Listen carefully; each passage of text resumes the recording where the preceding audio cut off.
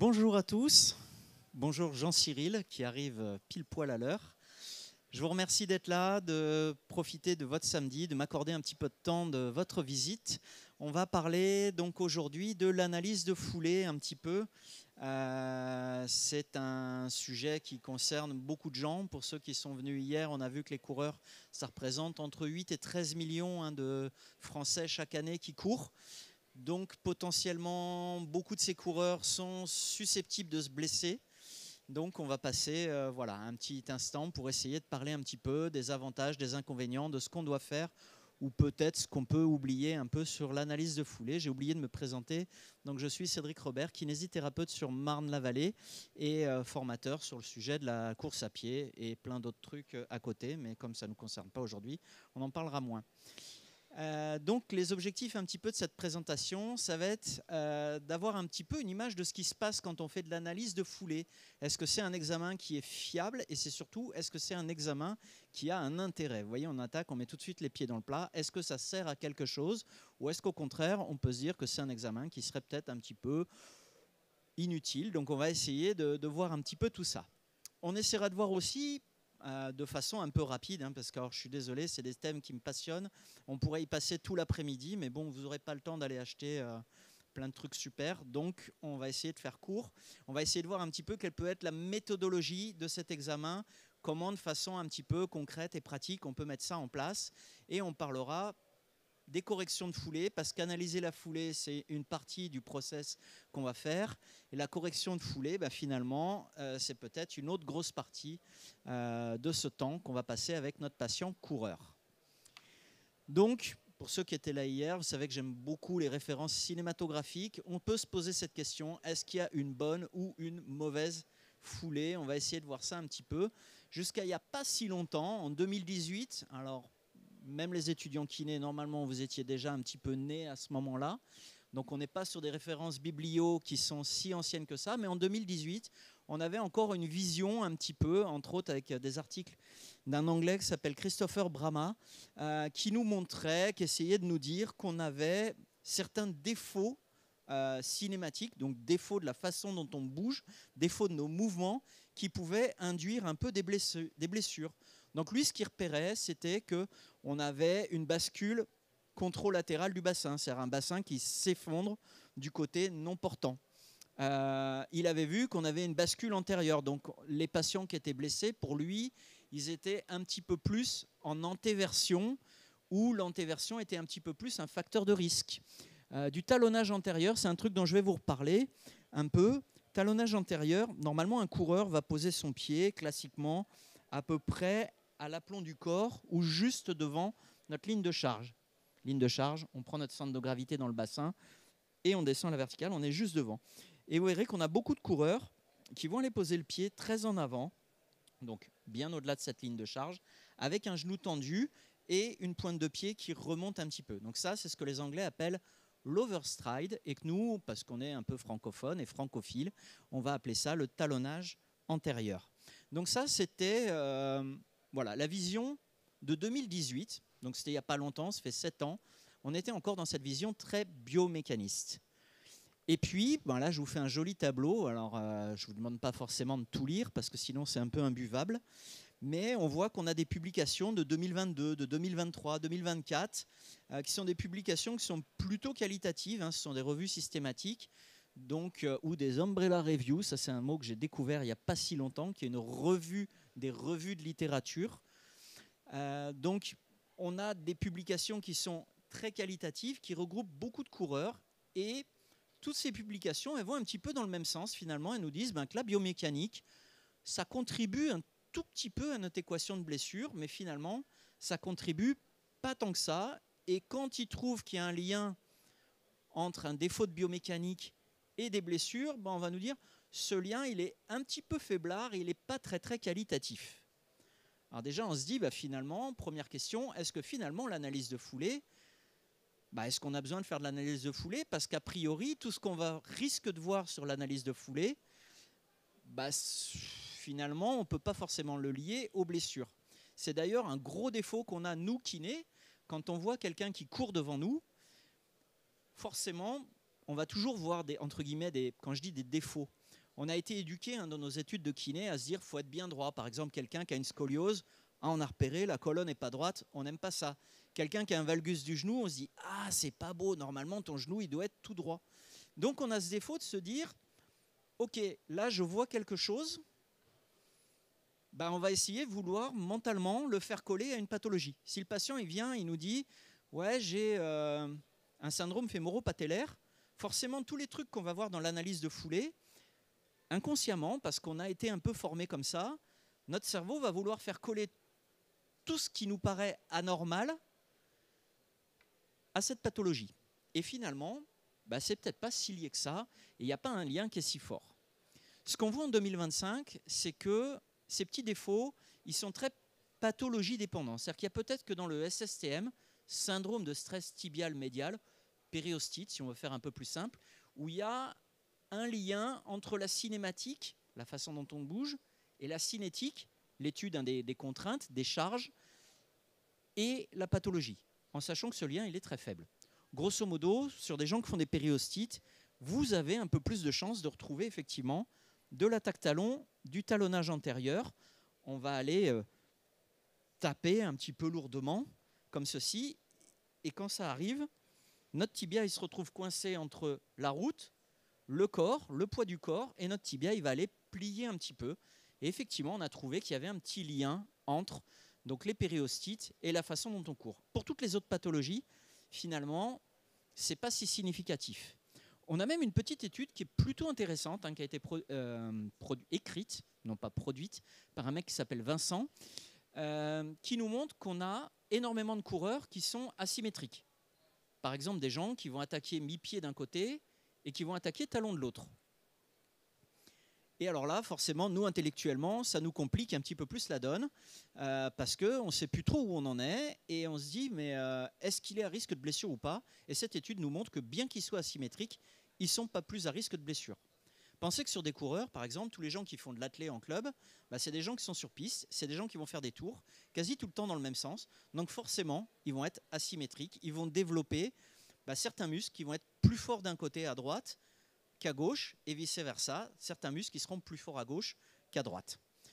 On a aussi une étude qui est intéressante, qui nous montre que sur les blessures, quand on court tout le temps de la même façon, on est à risque de blessure. Donc quelqu'un qui va être en ligne droite, sur du béton, vraiment dans des conditions très reproductibles, ou sur un tapis de course, encore plus simple dans nos cabinets, quand il court tout le temps de la même façon, il est plus à risque de blessure. Alors il s'est dit, si on court tout le temps de la même façon, on est à risque. Peut-être que si on court dans des situations différentes, par exemple, un coup on court sur du béton, un coup on court sur du sable, un coup on est sur du plat, un coup en montée de côte, un coup en descente de côte, un coup en courant lentement, un coup en courant vite, enfin bref, qu'on varie tous nos paramètres. Est-ce qu'on est plus à risque ou moins à risque? Il nous dit non, on est aussi à risque de blessure. Ah, ok, donc quand on court tout le temps de la même façon, on est à risque, et quand on court très différemment, on est à risque. Et en fait, il précise bien à la fin de son étude qu'il est incapable de préciser quel est le juste milieu où on ne sera pas trop à risque. On sait aussi qu'en trail, on a une grosse variabilité parce que un coup on est en montée, un coup en descente, un coup sur du plat, un coup on va être fatigué, un coup on est un peu mieux. Bref, pour faire très simple, ce qu'on voit, ce n'est pas prédictif d'un risque de blessure. C'est-à-dire quand tu vois un défaut, tu as un coureur qui n'est pas blessé, qui se plaint de rien. Mettons, tu es kiné dans une équipe d'athlétisme, tu fais un bilan à tous tes coureurs. Les défauts que tu peux voir ne sont pas prédictifs des blessures. Ce n'est pas parce qu'ils courent d'une certaine façon qu'il augmente le risque de se faire mal. Alors vous allez me dire, ok, peut-être que c'est une signature motrice. Il y a des gens qui sont faits mentalement pour être droitiers, d'autres qui sont faits pour être gauchers, et peut-être que certains finalement sont faits pour être en attaque talon et d'autres en attaque sur l'avant du pied. Un point qui est important quand on suit par contre des coureurs, c'est qu'effectivement, on s'est rendu compte que quand tu prends un coureur en début de saison, qu'il n'est pas blessé, tu le vois, il court, il s'entraîne, et à un moment tu te dis, c'est marrant, là il est en train de se passer quelque chose. Sa foulée est en train de changer.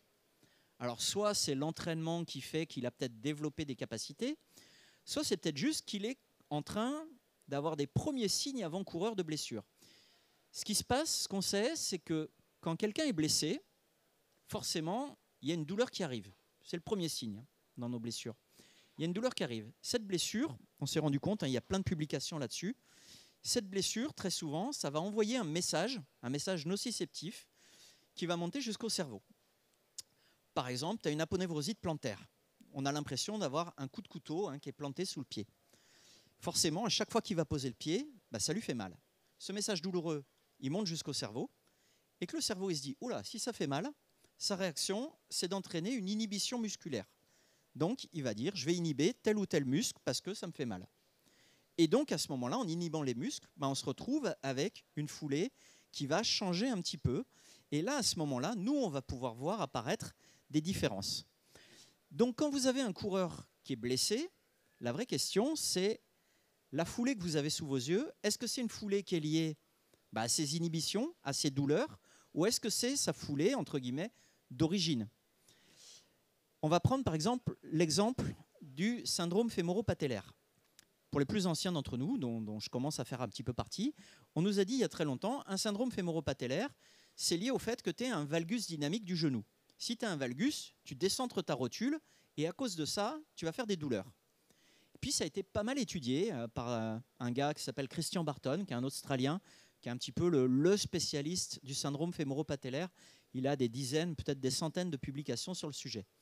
Ça a été aussi confirmé par un autre gars qui s'appelle Ratlev, qui est un chercheur du nord de l'Europe, et plus récemment par un auteur qui s'appelle Chia, qui a fait une revue de littérature. Ils se sont rendus compte que sur des gens qui sont asymptomatiques, qu'on ait ou qu'on n'ait pas de valgus dynamique, on a autant de gens qui feront des syndromes fémoro-patellaires dans un groupe que dans l'autre. Donc en fait, ce n'est pas prédictif, c'est juste qu'il se passe quelque chose. Quand ils ont un valgus, on a ce défaut de se dire « Ah, il le fait à cause du valgus », mais quand tu as un patient qui n'a pas de valgus, il n'y avait pas de raison et pourtant il se fait quand même son syndrome fémoro-patellaire.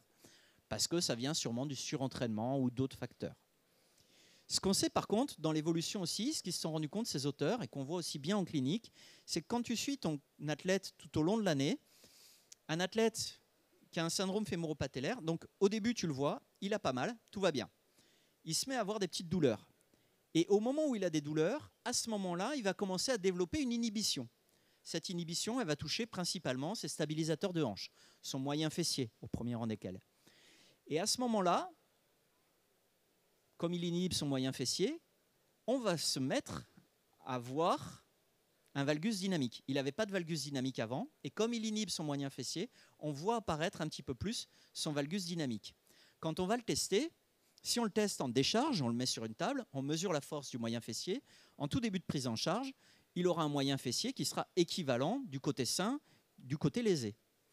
Et puis, plus le temps passe, et plus on se rend compte que la force commence à diminuer quand il est en charge. Forcément, comme il a une inhibition, il se sert moins de son moyen fessier. S'il le sollicite moins, il perd de la force. Et là, nous, on commence à s'en rendre compte. La problématique, c'est quand on a un patient qui débarque dans notre cabinet, c'est qu'il a déjà mal depuis un moment, qu'il a déjà sûrement installé cette inhibition, sûrement cette perte de force, sûrement ce changement de schéma moteur. Et on ne sait pas trop comment il était avant, on a juste le constat de comment il est maintenant. Donc ce qu'on peut retenir, c'est qu'un défaut de foulée, ce n'est pas prédictif d'une blessure, pour faire très simple et un petit peu brut de décoffrage. Par contre, une blessure peut engendrer une modification de foulée. Donc, comme le disait le scribe Otis, qui était un Égyptien qui vivait à peu près en 50 avant Jésus-Christ dans la région du Caire, je ne crois pas qu'il y ait de bonnes ou de mauvaises façons de courir. On a juste des façons de courir qui sont un petit peu différentes. Ceux qui ont la ref, on sourit. Ceux qui n'ont pas la ref, pareil, comme hier, je vous dirais, allez au cinéma et regardez un petit peu ce magnifique film qui est Astérix et Mission Cléopâtre. Donc, du coup, est-ce qu'on fait de l'analyse de foulée ? Oui, on peut quand même en faire parce que ça nous donne une image de notre coureur à un instant T. S'il est blessé, on voit comment il a pu installer peut-être certains schémas de compensation. Du coup, où est-ce qu'on analyse la foulée ? Soit on l'analyse dans la rue et on regarde notre coureur passer devant nous, mais du coup, au moment où il passe, un coup on l'a un petit peu de trois quarts, puis on l'a bien de face, puis après on l'a un peu de trois quarts. Et en fait, c'est assez difficile de voir un petit peu ce qui se passe. Idéalement, il faut qu'on arrive à être sur le côté et qu'on ait 3-4 pas de chaque côté qui se passent bien devant nous, qu'on soit bien dans l'axe, parce que comme ça, on est sûr, peut-être que sur un pas, il se loupe, et peut-être que sur le pas d'après, il aura sa foulée un peu plus classique. Donc 3-4 pas, ça nous permet de faire une moyenne de chaque côté. Du coup, on peut peut-être essayer de suivre certains coureurs et de courir en même temps qu'eux pour essayer de rester bien à peu près au même niveau. Mais la problématique, c'est qu'il y a des gens qui courent des fois très vite et que nous, pauvres kinés, on ne court pas forcément aussi vite pour les suivre. Alors on s'est dit, on peut essayer de se mettre sur un vélo et filmer en même temps. Donc vous faites courir votre coureur, vous vous mettez sur le vélo, vous filmez. Mais c'est pareil, c'est un petit peu compliqué. J'ai la chance de travailler juste à côté de la base olympique de Vers-sur-Marne, là où l'été dernier, vous avez pu voir tous ceux qui faisaient de l'aviron. Donc il y a une grande ligne droite qui fait 2 km. On a pris des drones, on a pris des coureurs. On s'est dit, c'est à peu près dégagé, on va faire voler des drones et on les fait courir un peu dans l'environnement naturel. C'est super compliqué à faire. Déjà, il faut un drone qu'on peut passer en frais pro, peut-être sur le coup, ou pas, vous voyez, vous faites comme vous voulez. Mais ensuite, c'est compliqué, il faut piloter, il faut essayer de filmer en même temps, c'est infernal. Donc, le plus simple, ça reste de mettre nos coureurs sur un tapis et d'essayer de regarder comment ils courent sur un tapis. Alors, c'est là que beaucoup de gens nous disent « Ah ouais, mais sur un tapis, c'est pas du tout pareil, parce que du coup, il y a la bande de roulement qu'entraînent tes jambes, etc. » Pour essayer de lever éventuellement cette idée reçue, on a eu plein de travaux et beaucoup de gens se sont rendus compte, entre autres Van Oeren, dans une belle revue de littérature en 2019, il a été regardé un petit peu tous les trucs qu'on va essayer d'observer au cours de la foulée. Il s'est rendu compte qu'entre courir en extérieur et courir sur un tapis de course, finalement, sur quelques paramètres, par exemple l'angle du pied à l'impact, on avait 2 à 3% d'écart. Alors on ne sait jamais si ça va aller dans un sens ou dans l'autre, mais on estime cette fourchette autour de 2 à 3%. Le temps de contact au sol, c'est le temps que le pied il passe au sol quand on est en phase d'appui. On a un petit 2 à 4% d'écart. Même chose sur l'amplitude du genou quand on est en phase d'appui. Est-ce qu'on s'écroule un peu ou pas? On va avoir un petit 3%. La cadence, elle va changer pareil d'1 ou 2% entre la foulée et le tapis. Et l'énergie consommée peut être un tout petit peu plus élevée en extérieur. En fait, concrètement, est-ce que vos yeux sont capables, même sur un ralenti qu'on peut filmer, de percevoir ces 2 à 4% d'écart? Est-ce que ces 2 à 4% d'écart, ils vont être constants en fonction de l'état de fatigue de votre coureur, de ce qu'il a pu faire auparavant dans la journée ou pas?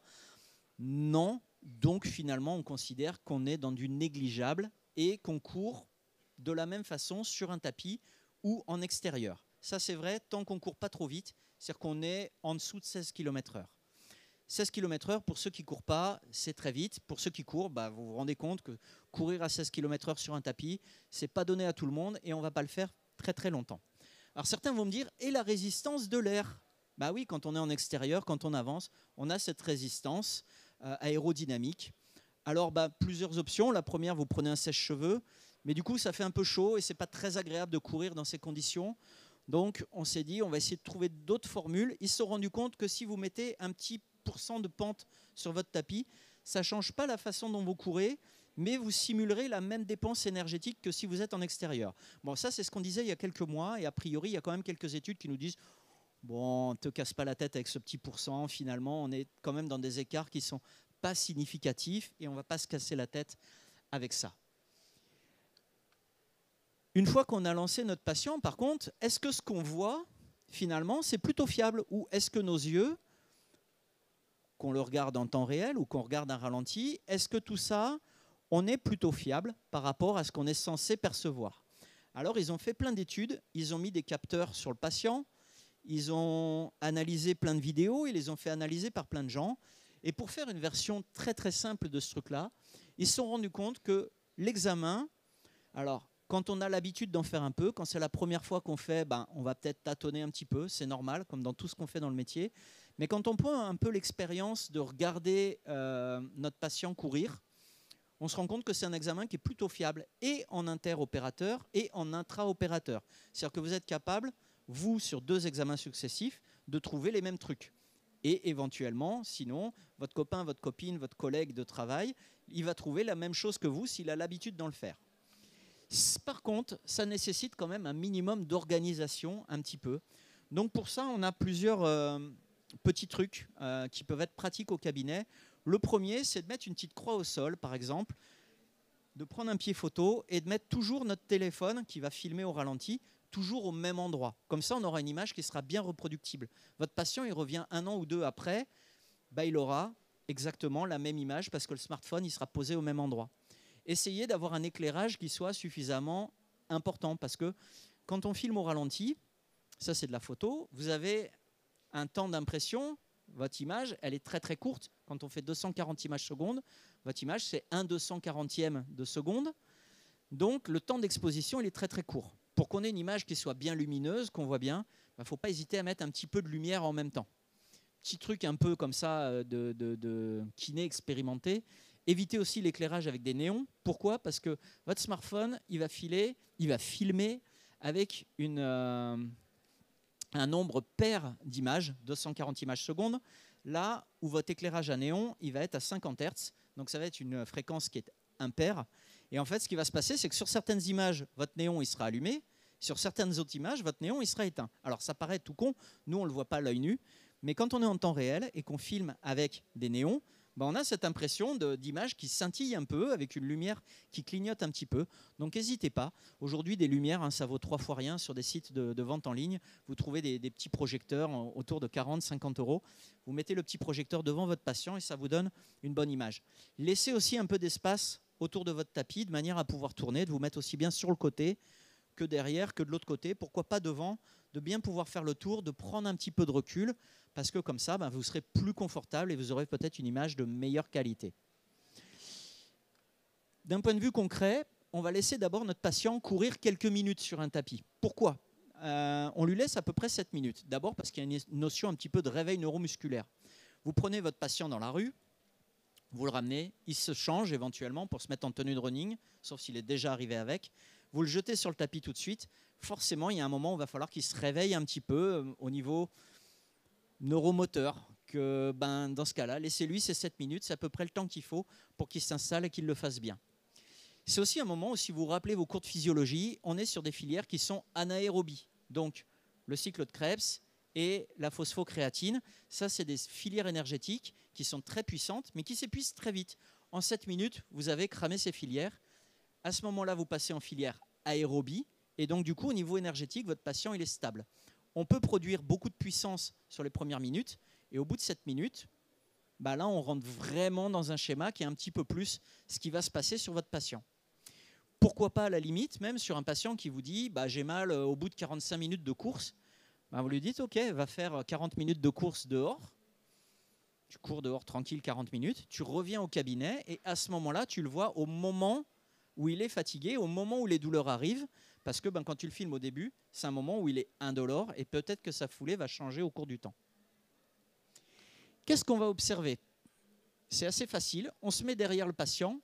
On va regarder s'il a une bascule du bassin, s'il a un alignement de la jambe, c'est-à-dire s'il n'a pas un valgus ou un varus, que le genou il part dedans ou dehors de tout ça, et si on a de la pronation qui est plus ou moins rapide au niveau du pied. Encore une fois, tous ces trucs-là ne sont pas des risques de blessure. Par contre, ça nous donne une indication sur la façon dont le patient court, et ça peut être une compensation, une inhibition liée à ces douleurs. Ensuite, on passe sur le côté et on va regarder la bascule du bassin, la flexion du genou, savoir si son genou, un genou chez un coureur, ça doit être autour de 30 degrés, aussi bien en phase d'attaque qu'en phase d'appui. On va regarder l'inclinaison du tibia. Normalement, son tibia il doit être vertical, à peu près tout du long. Si jamais au moment où il pose le pied, son tibia il est un petit peu orienté vers l'avant, on peut supposer qu'il y a un talonnage antérieur.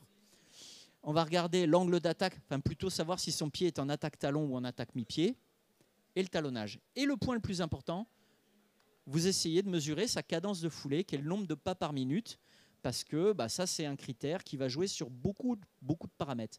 Concrètement, plus la foulée est élevée, plus elle se situe entre 170 et 190 pas par minute, et plus vous avez des chances qu'on diminue toutes les contraintes, aussi bien sur les tendons que sur les articulations, et on peut enlever quasiment 10-15% de contraintes. C'est ce qui nous laisse dans une zone douloureuse ou nous sort d'une zone douloureuse. Là, je vous mets en photo un peu les principaux défauts visuellement de ce que vous pourrez voir chez des coureurs. C'est les trucs qu'on va essayer de repérer un petit peu quand on court. Donc on a en haut à gauche le talonnage antérieur, donc cette capacité à emmener le pied très en avant avec un genou qui va être très tendu. On a ensuite un genou qui va être un peu fléchi à l'attaque ou tendu à l'attaque. Dans ces deux situations, très souvent, c'est que vous avez un manque de force dans le quadriceps ou une inhibition dans le quadriceps. Ça paraît surprenant de se dire ça chez un sportif, mais quelqu'un qui a un quadriceps qui est un peu dans les choux, il va avoir tendance à faire, comme certains patients en neuro, à se dire, en phase aérienne, je vais balancer, je vais donner de l'élan à mon segment jambier, on va essayer de ne pas tomber, je lui donne de l'élan, il va y avoir une forme de verrouillage passif, et là je pose mon pied, mon genou est bien verrouillé. Dès qu'on a un petit déficit sur le quadriceps, soit on a un genou qui déverrouille, soit il va essayer de le garder très tendu, parce que c'est une façon de compenser tout ça. Un genou qui va être tendu, ça peut aussi être un genou qui va rester tendu du coup quand il est en phase d'appui, parce que sinon il va s'écrouler. Ça peut aussi être une situation, dès que vous avez une cheville qui manque de flexion dorsale, le genou il va rester tendu quand il va être en appui, parce que s'il ne peut pas plier la cheville, il ne pourra pas plier le genou au-dessus. L'effondrement en phase d'appui, ça c'est des patients qui ont un déficit moteur, une inhibition, ils s'écroulent un petit peu et en faisant ça, ils vont aller tirer sur l'aponévrosite plantaire, ils vont aller tirer sur le tendon d'Achille, tirer sur le tendon rotulien et c'est là qu'on peut créer des tendinopathies. Une antéversion un peu prononcée, on va voir que certains coureurs ont un bassin qui est très basculé vers l'avant.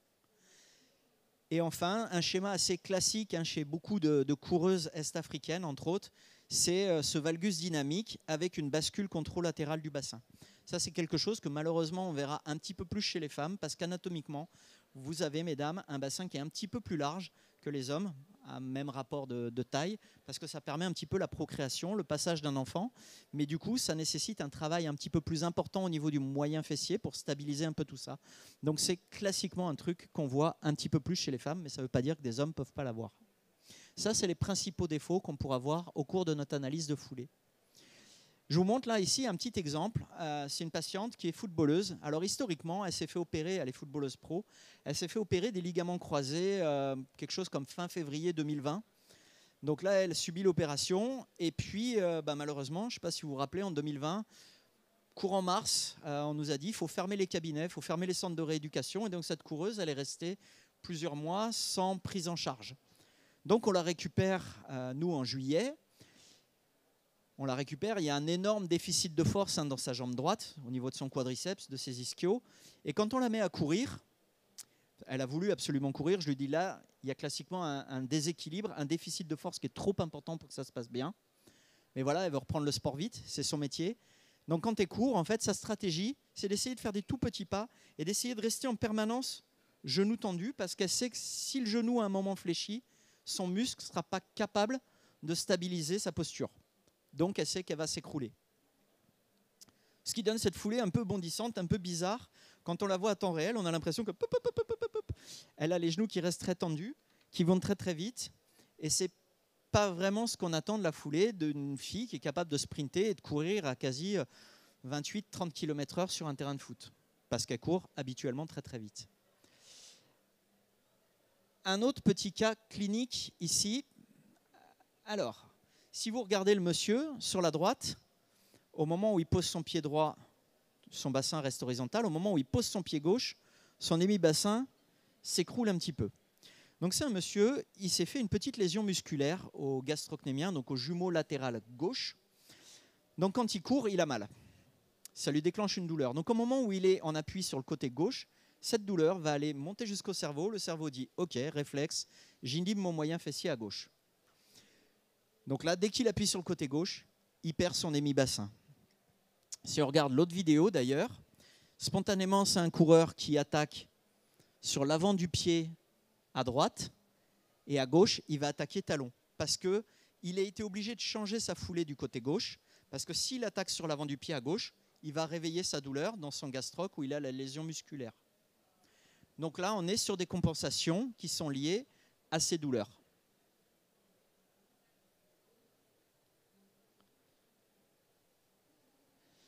Alors, partant de là, on a vu que l'analyse de foulée, finalement, ça nous donnait une image qui était surtout intéressante chez le coureur blessé, que c'était un examen qui était plutôt fiable, mais que ce n'est pas un examen qui est prédictif d'un risque de blessure.